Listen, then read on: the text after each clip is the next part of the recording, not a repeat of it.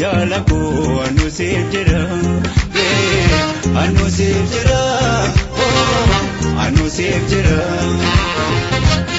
simale onen ko imbedu bira yifagati mena dura jalaku anu sifjira anu sifjira anu sifjira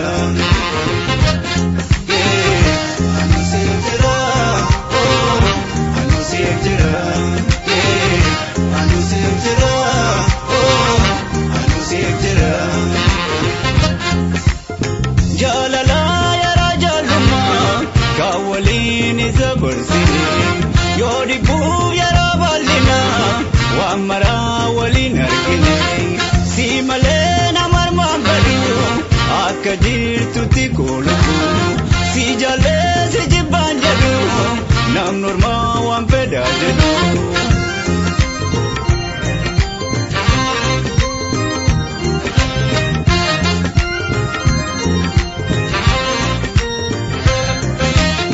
yani ko ya de ke bobo oduno wala le zobo na jalu du ganjala oduno magabamala yaada ke bokada dabe navi ma firma danabe gangu ya sagalgala yaada ke narasigara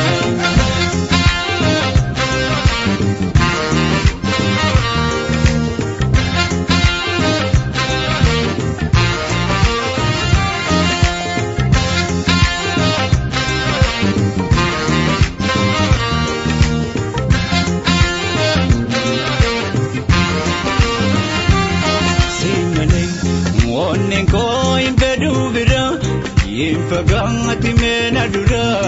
jalaku anu sifjira anu sifjira simale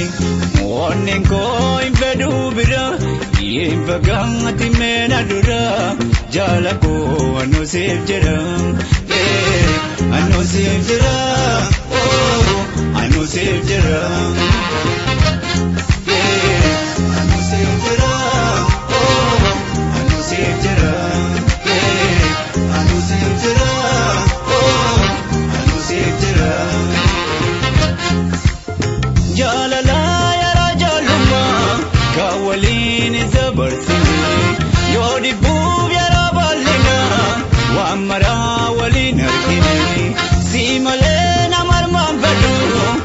Kadir tuti koluku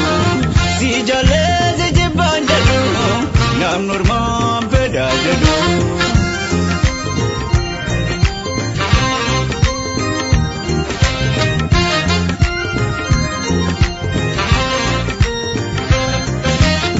yani ko ya de ke bobo